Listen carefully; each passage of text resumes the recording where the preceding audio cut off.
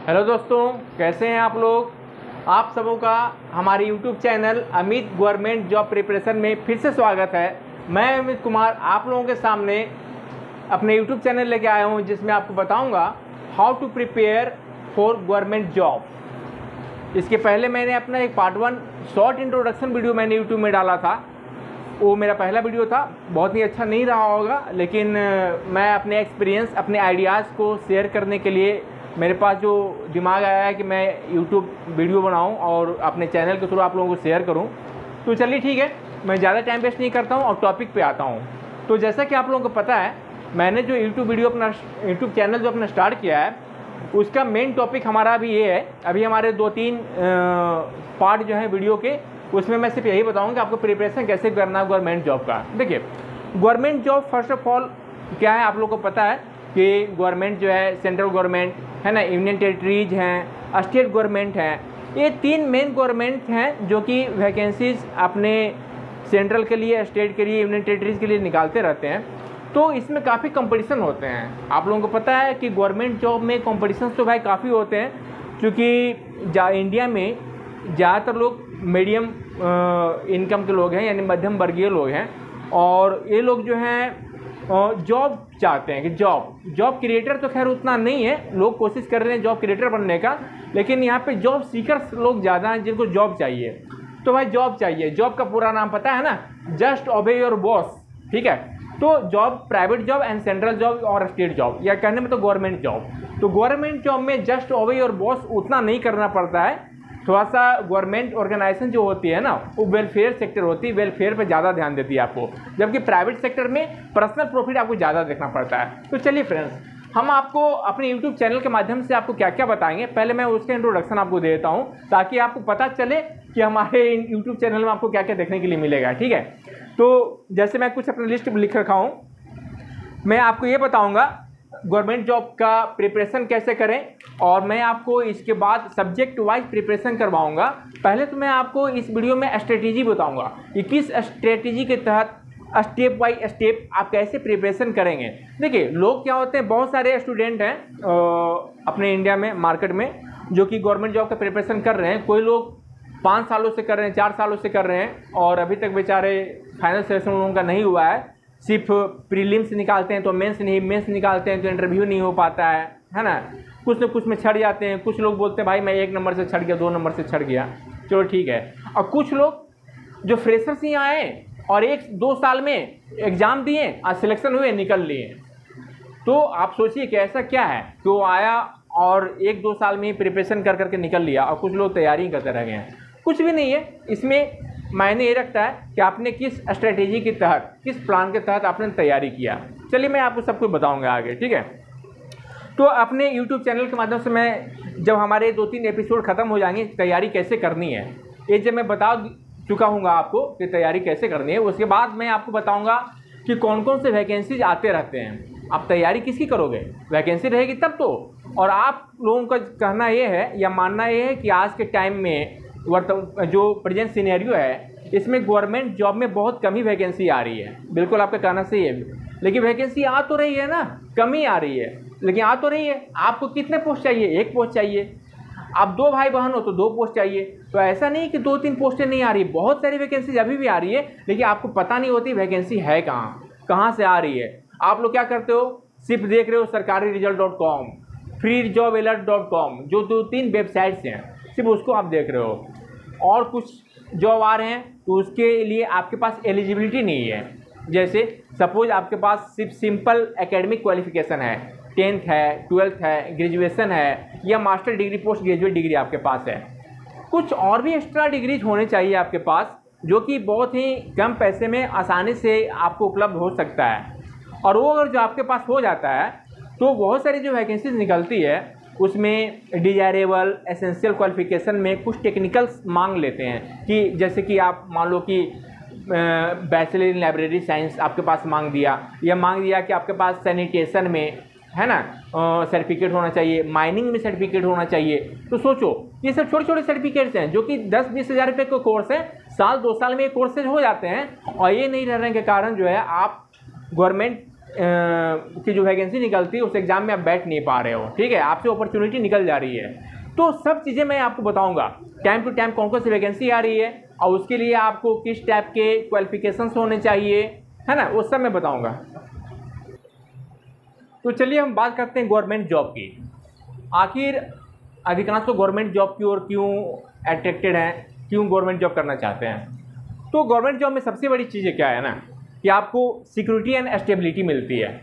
एक welfare organisation है government job, मतलब कि वेलफेयर ऑर्गेनाइजेशन होती है, गवर्नमेंट होती है वेलफेयर के लिए, है ना। नहीं बोलते थे पहले राजा, तो राजा क्या करता है, राजा अपने प्रजा का ख्याल रखता है ना भाई, तो इसलिए राजा होता है। तो गवर्नमेंट जॉब में आपको सबसे पहले बात सिक्योरिटी मिलती है और स्टेबिलिटी मिलती है। तो रही बात कि आखिर सिक्योरिटी स्टेबिलिटी मिलती है, इसीलिए मध्यम वर्गीय लोग इधर क्यों अट्रैक्ट हो रहे हैं। तो गवर्नमेंट जॉब में सिक्योरिटी एंड स्टेबिलिटी तो है, लेकिन ज़्यादा वैकेंसी नहीं है, ज़्यादा रिक्तियाँ नहीं है। ज़्यादा रिक्तियाँ नहीं हो सकती भाई, गवर्नमेंट हर चीज़ तो नहीं कर सकती ना, क्योंकि इंडिया में प्राइवेटाइजेशन भी है ना, डिसइन्वेस्टमेंट भी है, इस पर भी ख्याल रखना पड़ता है गवर्नमेंट को। तो जो भी वैकेंसी सपोज निकल रही है हमको उसके लिए फाइट करना है, राइट। तो इंडिया में गवर्नमेंट जो वैकेंसी निकलती है, गवर्नमेंट वैकेंसियाँ जो है, चाहे स्टेट गवर्नमेंट की हो या सेंट्रल गवर्नमेंट की हो, बहुत ही कम है। डेट मीन्स कि इंडिया में जो गवर्नमेंट एम्प्लॉय हैं वो लगभग टोटल पॉपुलेशन का लेस देन अप्रोक्स 1%, यानी लगभग 1% के बराबर ही लोग यहाँ पे सरकारी जॉब में हैं। और वैकेंसियाँ जब निकलती है तो उसका डेंसिटी पता क्या रहता है। मान लो कि आप 10 वैकेंसी निकली, तो 10 वैकेंसी निकली तो मान लीजिए आपकी 10,000 लोग बैठेंगे एग्जाम में। 100 वैकेंसी निकली तो मान के चलो कि हो सकता है कि 100 वैकेंसी के लिए 1 लाख लोग बैठे एग्जाम में, ठीक है। इस तरह से इसका रेशियो रहता है। तो श्योर सी बात है कि कंपटीशन ज़्यादा है, लेकिन आपको घबराने की ज़रूरत नहीं है कि भाई वैकेंसी तो मात्र 100 ही है और 1 लाख लोग फिलअप किए हैं फॉर्म को, यानी कि 100 वैकेंसी के लिए 1000 फॉर्म फिलअप हुआ है। इसका मतलब ये नहीं कि आपका सिलेक्शन नहीं होगा। अब मैं आपको बता रहा हूँ कि कैसे आपका सिलेक्शन होगा। देखो सबसे पहले तो क्या है कि आप अपने अंदर कॉन्फिडेंस रखो, कॉन्फिडेंस बहुत ज़रूरी है। पहले डरना नहीं है कि भाई 100 वैकेंसी है और 1 लाख लोग बैठ गए हैं। अब इसको आप जो है, ठीक है, पॉजिटिव एटीट्यूड में लो और 100 वैकेंसी 1 लाख जो लोगों ने अप्लाई किया है उसको छांटने की कोशिश करो। होता क्या है मैं आपको बता रहा हूँ, मैंने अपने लाइफ में बहुत सारे एग्ज़ाम दिए हैं, ठीक है, और अपने एक्सपीरियंस के थ्रू मैंने सारे एग्ज़ाम्स निकाले भी हैं। डेट मीन्स की पास परसेंटेज मैं कर सकता हूँ कि 99% तो मेरा पास परसेंटेज श्योर होगा, ठीक है। तो होता क्या है, भीड़ आप लोग देख तो कर रही है और इतने सारे भीड़ है, बहुत सारे लोग बैठे हैं, एक से एक ब्रिलियंट लोग होंगे। भाई साहब कोई ब्रिलियंट नहीं होता है, मैं बता रहा हूँ। और जो 1 लाख फॉर्म फिलअप हुआ है ना, मैं इसको अभी डिलीट कर रहा हूँ, बताता हूँ आपको। तो ये देखिए मैं आपको एक एग्जांपल दे रहा हूँ। कंपटीशन में होता क्या है, जनरल कंपटीशन में, जैसे कि बैंकिंग के एग्जाम हो, स्टाफ सिलेक्शन कमीशन के एग्जाम हो डिफरेंट पोस्टेज के लिए, एंड रेलवेज के एग्जाम हो, और भी बहुत सारे एग्जाम जो होते रहते हैं। मान लो कि वैकेंसी जो है 100 है, ठीक है। इस 100 वैकेंसी के लिए फॉर्म कितना फिलअप हुआ, टोटल फॉर्म फिलअप किए गए 1 लाख, ठीक है। इस एग्जाम में अब एग्जाम हुआ, एग्जाम कभी कभी एग्जाम और जो तुरंत हो गया, मान लो कि 5-6 महीने के अंदर एग्जाम हो गया, ठीक है, तब तो मान के चलिए आपकी 90% लोग एग्जाम में अपीयर होंगे।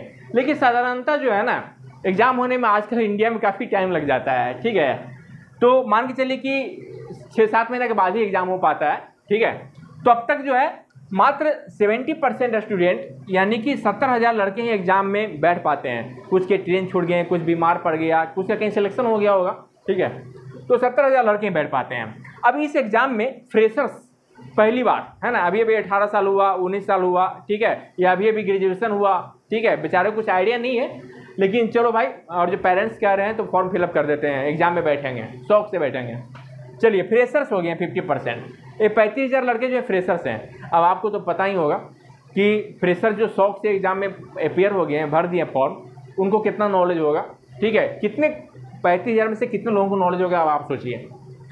नेक्स्ट, अब इसमें से, है ना, इसमें से जो है आपके 70,000 में से 35,000 तो फ्रेशर है, मैंने 35,000 को मान लीजिए कि भाई ज़्यादा कुछ आता ही नहीं है ना, ऐसे होता है। सीरियस और एक्सपीरियंस्ड, यानी कि जो सीरियस है बिल्कुल, हाँ, काफ़ी मेहनती हैं, काफ़ी दिनों से ट्राई कर रहे हैं, उनको बेचारे को कैसे भी जॉब चाहिए ही। उनके घर में बहन की शादी करनी है, मम्मी पापा घर में बैठे हुए हैं, उनकी देखभाल करनी है, पैसे चाहिए, है ना, इसीलिए वो बेचारे सीरियस है, हमको कैसे भी एग्जाम निकालना है यार, कैसे भी निकालना है हमको, काफ़ी तैयारी किया, काफ़ी मेहनत किया दिन रात।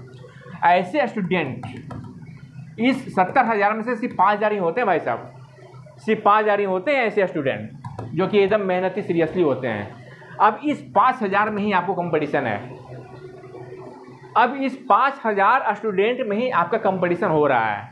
अब आप समझ जाओ कि इस 5,000 में ही कट ऑफ जाएगा। मान लीजिए आप कि 200 नंबर का एग्ज़ाम है ना, तो बहुत ही अच्छे बैठे हैं, तो इस 5,000 स्टूडेंट में से ही आपको कुछ लड़के 90%, कुछ लड़के 80%, कुछ लड़के 70% और कैटेगरी वाइज है ना, जैसे SC ST OBC UR EWS category wise फिर कट ऑफ जब निकलता है और उसमें रिजल्ट होता है और फाइनली जो है 100 स्टूडेंट का सिलेक्शन होता है। तो आपको घबराना नहीं है, मेरा कहने मतलब ये है, और मेरा जो ये वीडियो है फ्रेशर्स के लिए ही है, और जो लोग एक्सपीरियंस होंगे वो समझ सकते हैं तो वो भी समझ लें। तो मेरा कहना मतलब एग्ज़ाम से घबराना नहीं है कि भाई इतने पोस्ट के लिए इतने सारे लोग अपीयर हो रहे हैं, ये घबराना नहीं होता है। सब लड़के आप ही के जैसे हैं, जितनी तैयारी आपकी उतनी तैयारी उनकी भी होती है, किसी की थोड़ी कम ज़्यादा होती है। अब देखिए, अब मैं आपको बताता हूँ, अब हम मेन टॉपिक पे आते हैं, जो हमारा मेन मोटो है इस यूट्यूब को बनाने का, है ना, कि आप प्रिपरेशन कैसे करो एग्ज़ाम का। कोई भी काम को करने के लिए मान लो कि आप एग्ज़ाम का प्रिपरेशन इसलिए करना चाह रहे हो क्योंकि कंपटीशन फाइंड करना है और आपको जॉब चाहिए, नौकरी चाहिए। कुछ लोग बिज़नेस ओपन करने के लिए, बिज़नेस सेटअप करने के लिए प्लान करते हैं। कोई ऐसा काम नहीं जो कि आसान है, सभी में आपको मेहनत करना पड़ता है और आपको प्लानिंग के तहत स्ट्रेटेजी बनानी पड़ती है। इस बात को आप ध्यान रखो, मैं बार बार बोल रहा हूँ, प्लानिंग एंड स्ट्रेटेजी। साधारण दिमाग से चलोगे तो कुछ भी नहीं होता, ना आप बिजनेस में सक्सेस कर पाओगे, ना आप फिजिकल फिटनेस में सक्सेस कर पाओगे। हर चीज़ में कुछ ना कुछ प्लानिंग करनी पड़ती है, चाहे आप कुश्ती ही क्यों ना लड़ो, दिमाग से कुश्ती लड़ा जाता है। बल का भी होता है उसमें प्रयोग, लेकिन जिसके पास बल भी है और दिमाग लगा लिया तो कुश्ती जीत जाता है। ठीक है, तो अब आपको इसमें क्या करना होता है मैं बता रहा हूँ। प्रिपरेशन हम कैसे करें, पहला स्टेप है प्रिपरेशन का। तो अब मैं आपको बताता हूँ कि हाउ टू प्लान या study for preparation of government exam. आप गवर्नमेंट एग्जाम के लिए, ठीक है, आप कैसे प्लानिंग करेंगे, कैसे स्टडी करेंगे, कैसे प्रिपरेशन करेंगे, ये मैं बताता हूँ। देखिए, सबसे पहले आपको इन बातों को आप नोट कर लीजिए, क्या करना है आपको। एक बात आप लोग ध्यान रखिए, मैं जो आपको बता रहा हूँ, ठीक है, भले ही मैं अभी यूट्यूब में नया हूँ, लेकिन एक्सपीरियंस मेरे पास काफ़ी है, मैं आपको बता सकता हूँ। ठीक है, और मैंने अपने लाइफ में जो एक्सपीरियंस फील किया वही मैं शेयर कर रहा हूँ। हो सकता है कि आप लोगों के पास हमसे कुछ ज़्यादा एक्सपीरियंस हो, ज़्यादा नॉलेज हो, कोई प्रॉब्लम नहीं है, लेकिन फिर भी आप लोग हमारे एक्सपीरियंस को जो हो सके तो आप थोड़ा सा समझने की कोशिश करिए। तो पहला, फर्स्ट आपके पास right approach, set your target या एम। ठीक है, जब तक आप गवर्नमेंट, जब सपोज आपने माइंडसेट कर लिया कि भाई हमको गवर्नमेंट जॉब की प्रिपरेशन करनी है, राइट, तो पहले जो है आप अपना राइट अप्रोच रखिए, अपना टारगेट सेट करिए और एम सेट करिए कि भाई हमको ये करना है, बिल्कुल, है ना, इस एग्ज़ाम को निकालना है। सपोज आपने माइंड में रखा कि भाई हमको PCSC निकालना है, हमको UPSC निकालना है, और जो मिडिल लेवल के लोग हैं, नहीं भाई हमको SSC निकालना है, कोई भी हमको जॉब पहले मिल जाए यार, चलो कोई भी जॉब मिल जाए, ग्रुप D क्यों ना मिल जाए, पहले मिल जाएगा, फिर बाद में प्रिपरेशन करते रहेंगे। तो आपने एक बार माइंड सेट कर लिया तो कर लिया, अब आपको हिलना नहीं है। ठीक है, चाहे जो हो जाए, करेक्ट। तो पहला आपको टारगेट माइंड में रखना है। Next is your mind set, इसी का कुछ पार्ट है कि बिल्कुल माइंड सेट कर लिए भाई कि चलो हमको सिर्फ यही करना है, जो हमने टारगेट सेट कर लिया उसको माइंड में सेट कर लिया, है ना, कि हमको ये करना है। थर्ड इज परसिवरेंस, राइट, इसको हठ भी बोलते हैं, जिद भी बोलते हैं। आपके अंदर जिद होनी चाहिए, हठ होनी चाहिए। और क्यों नहीं एग्जाम निकलेगा यार, इतने सारे लोग बैठ रहे हैं तो क्या है, उससे हमको क्या मतलब है ना। ठीक है, 5 ही वैकेंसी है, हम तो एक है ना, हमको एक निकालना है, एक वैकेंसी रहेगी तो भी मैं निकालूंगा। इस बार नहीं निकला अगले बार निकालूंगा, अगले बार नहीं निकला अगले बार निकालूंगा। लेकिन ऐसा नहीं कि 1-2 बार सिलेक्शन आपका नहीं हुआ तो आप हार मान जाओ। क्यों हार मान जाओगे आप, ये बताओ। किसी न किसी का तो सिलेक्शन हुआ ना भाई, आपका नहीं हुआ, लेकिन सपोज 5 ही पोस्ट है तो किसी न किसी का तो सिलेक्शन हुआ। तो ये सोचो कि अगर जो उसका सिलेक्शन हुआ है, इसका मतलब श्योर सी बात है कि उसने आपसे ज़्यादा स्कोर किया होगा, या उसके अंदर आपसे ज़्यादा एफिशिएंसी होगी, आपसे ज़्यादा क्वालिटी होगी, उसके अंदर कुछ तो डिफरेंट होगा, उसके अंदर कुछ तो आपसे ज़्यादा होगा। तो आप उस क्वालिटी को, उस एफिशिएंसी को आप अपने अंदर क्यों नहीं पैदा कर सकते हो, आप क्यों नहीं ला सकते हो अपने अंदर। आप भी ला सकते हो, कोई बात नहीं, टाइम लगेगा लेकिन आ जाएगा। सो परसिवरेंस। Fourth, avoid distraction. ये बहुत बड़ी चीज़ है आज के लिए। ठीक है, आजकल ज़्यादातर जो यंगस्टर्स हैं, है ना, वो डिस्ट्रैक्ट हो जाते हैं। तैयारी तो करना शुरू करते हैं बेचारे बहुत ही मन से, बहुत ही मेहनत से, जिद से एकदम, लेकिन बीच में डिस्ट्रैक्ट हो जाते हैं 6 महीना साल भर तैयारी करने के बाद। अब डिस्ट्रैक्शन के बहुत सारे रीजन्स होते हैं, आपको पता ही है। आज के यंगस्टर्स हैं, अधिकांश लोग तो मोबाइल में बिजी हैं, किसी का गर्लफ्रेंड बॉयफ्रेंड से ब्रेकअप हो गया, किसी के पैसे डूब गए शेयर मार्केट में, अननेसेसरी टेंशन ले लिए हैं। भाई आप तैयारी करने आए हो ना, आप प्रिपरेशन करने आए हो, आप सिर्फ अपने प्रिपरेशन पे ध्यान दो ना, फालतू चीज़ों पर क्यों ध्यान दे रहे हो। बाकी दुनिया की हर चीज़ें मिल जाएगी, समय पर मिल जाएगी। पहले आप जो अभी प्रिपरेशन कर रहे हो, जो आपने टारगेट सेट किया है, उस पर फोकस करो आप, है ना। बाकी सब कुछ बाद में time to time step by step मिलेगी आपको। सो डिस्ट्रैक्शन बिल्कुल अवॉइड करना है। ज़्यादातर मोबाइल वगैरह को आप यूज़ ना करें, सोशल मीडिया से आप थोड़ा दूर रहें। न्यूज़ वगैरह देखने के लिए आप टीवी का यूज़ कर सकते हैं या मोबाइल का भी यूज़ कर सकते हैं, लेकिन कौन सा चैनल, इस बात को ध्यान रखना होता है। जैसे राज्यसभा टीवी आप देखो, लोक सेवा टीवी देखो, है ना, ये सब को फॉलो करो। ये सब न्यूज़ के लिए बहुत ही ऑथेंटिक चैनल्स हैं, ज़्यादा डिस्ट्रैक्शन नहीं होगा आपको, फालतू चीज़ें आपके दिमाग में नहीं आएगी। Fifth and most important for your preparation, okay, be motivated. आपको हमेशा स्टे मोटिवेटेड रहना है, बी मोटिवेटेड रहना है, हमेशा मोटिवेटेड रहना है ना। चाहे कोई भी कठिनाई आ जाए आपकी लाइफ में, चलो ठीक है, उसका हम सामना करेंगे, बुरे समय गुजर जाएंगे, फिर अच्छे समय ज़रूर आएंगे। इसलिए हमको मोटिवेटेड रहना है। आपको लाइफ में हार नहीं माननी है, किसी कीमत पर भी नहीं। जहाँ आप हार मान गए भाई साहब, जहाँ आप पीछे होते हो ना, वहीं से जीत शुरुआत होती है, समझे। तो क्या पता हम यहाँ से पीछे क्यों हट जाएं, और थोड़ा सा, जब तक सांस है, जब तक आस है, चलते रहेंगे। तो इन बातों को आपको ध्यान रखना है प्रिपरेशन स्टार्ट करने के पहले, ठीक है। अब मैं आपको बताने जा रहा हूँ कि अब आप, ये सब तो खैर हो गई, आप प्रिपरेशन स्टार्ट करेंगे तो कैसे शुरू करेंगे। देखिए होता क्या है, प्रिपरेशन हम लोग कैसे स्टार्ट करते हैं। सपोज मैं तो आपको ग्रुप बी और ग्रुप सी की बात बता रहा हूँ, ग्रुप ए की तो मैं बात ही नहीं कर रहा हूँ, पहले वीडियो में बोल दिया था आपको। ग्रुप बी और ग्रुप सी के एग्ज़ाम्स, बहुत सारे एग्ज़ाम्स होते हैं। हमको नौकरी पानी है, मैं एक साधारण घर का आदमी हूँ, मिडिल वर्ग का व्यक्ति हूँ, है ना। नौकरी पानी है, नौकरी बहुत सारी मार्केट में है, सेंट्रल गवर्नमेंट के, स्टेट गवर्नमेंट के, ठीक है, जिसमें कि आपको मान के चलिए कि मिनिमम 30,000 रुपये पेमेंट से लेकर के ग्रुप बी तक का पेमेंट 60-70 हज़ार 80,000 रुपये पर मंथ का होता है, ठीक है। तो इतना सफिशियंट है किसी का भी जीवन यापन करने के लिए। तो एग्ज़ाम्स मार्केट में देखो आप कौन कौन से हैं, ठीक है। मार्केट में बहुत सारे एग्ज़ाम होते रहते हैं, जैसे IBPS, है ना, बैंकिंग के जितने भी एग्ज़ाम्स होते हैं वो IBPS करवाती है। SSC staff selection commission, central government की जितनी भी एजेंसियां हैं, वो अधिकांश एजेंसियां SSC के थ्रू ही अपना कैंडिडेट को लेते हैं, अपनी वैकेंसी SSC के थ्रू को भेजते हैं। SSC जो है रिक्रूटमेंट प्रोसेस करवा करके भेजती है। और उसके बाद रेलवे हो गए, सेंट्रल गवर्नमेंट के लिए रेलवे भी लेते रहते हैं एग्ज़ाम्स। तो बहुत सारे डिपार्टमेंट हैं सेंट्रल के लिए, और स्टेट के भी हैं। अब तो हर एक स्टेट अपना अपना स्टाफ सिलेक्शन कमीशन ओपन कर दिया है। बिहार का भी SSC चलता है, यूपी का भी UP SSC हम लोग बोलते हैं, है ना। तो हर एक स्टेट लगभग अपने अपने जो रिक्रूटिंग एजेंसी है उसको बना रखा है। अब आप देखिए सारे एग्ज़ाम्स के लगभग कुछ न कुछ पार्ट कॉमन है। जैसे आप मैथ्स ले लो, मैथ्स मान के चलिए आप कि सारे एग्ज़ाम्स के लिए पढ़ने ही पड़ेंगे आपको, किसी में कम किसी में ज़्यादा। जैसे आप सपोज SSC के एग्ज़ाम के प्रिपरेशन कर रहे हो तो उसमें आपको मैथ्स पे थोड़ा ज़्यादा फोकस करना पड़ेगा। SSC के एग्ज़ाम में इंग्लिश पर भी ज़्यादा फोकस करना पड़ता है। स्टेट लेवल के एग्ज़ाम हो तो इंग्लिश तो देखने की आवश्यकता ही नहीं है आपको। स्टेट लेवल के एग्ज़ाम में आपको maths, general studies, general knowledge, general science जो हो गए हैं आपके, है ना, रीजनिंग्स हो गए हैं, ठीक है, क्वान्टिटेटिव एप्टीट्यूड्स वगैरह। हिंदी मायने रखता है, स्टेट के जितने भी एग्ज़ाम हो, खास करके जो हिंदी भाषाई राज्य हैं उसमें हिंदी, और साउथ इंडियन अगर जो हैं तो उसमें हो सकता है रीजनल लैंग्वेज जो भी वहाँ चलता हो वो पूछते हैं वो लोग। ये हो गए आपके स्टेट लेवल के एग्ज़ाम के। छोड़िए, मैं आपको डिटेल्स नेक्स्ट वीडियो में फिर बताऊंगा इसके बारे में कि कैसे आपको और फर्दर क्या करना है।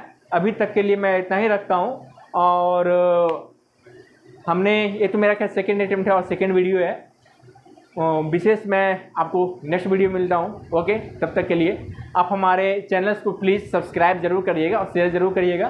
काफ़ी मोटिवेशनल वीडियो है ये, काफ़ी कुछ आपको सीखने के लिए मिला होगा। So thanks guys, okay, good night.